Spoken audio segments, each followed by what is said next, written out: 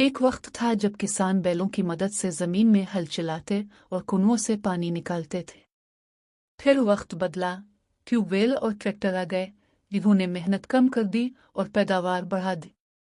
जमीन को ज्यादा पानी और मशीनी हल ने ज्यादा खुराक की जरूरत में धकेल दिया, जो गोबर से पूरी ना हो सकी।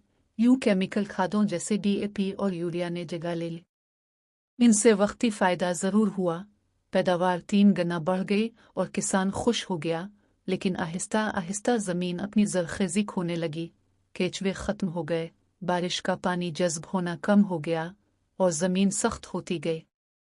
अब जो फसल पहले 5 किलो खाद से तैयार होती थी, वो 1 मन खाद से भी मुश्किल से उगती है और खाद की कीमत फसल से भी ज्यादा हो गई है।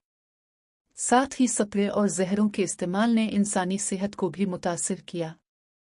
देसी बीजों की जगह हाइब्रिड और जीनियाती तौर पर बदले गए बीजों ने ले ली, जो चंद साल बाद अपनी इफादियत खो देते हैं और किसान को हर बार नया बीज खरीदना पड़ता है। ये किसान की खुद मुख्तारी के खिलाफ है। वक्त के साथ तब्दीली जरूरी है, मगर बेकाबू केमिकल इस्तेमाल नुकसानदेह है। आज भी ऐसे जदीद तरीके मौजूद हैं जिनसे थोड़ी मेहनत के साथ ज्यादा पैदावार हासिल की जा सकती है, वो भी कुदरती और सेहतमंद तरीके से। लेकिन बदकिस्मती से हमने ज़रख़ेज़ ज़मीनों पर सोसाइटियाँ बनाकर ज़राअत और जंगली हयात दोनों को नुकसान पहुँचाया है। हालांकि हमारा मुल्क ज़री बुनियादों पर कायम है और हमें इसी शोबे में तरक्की करनी चाहिए थी।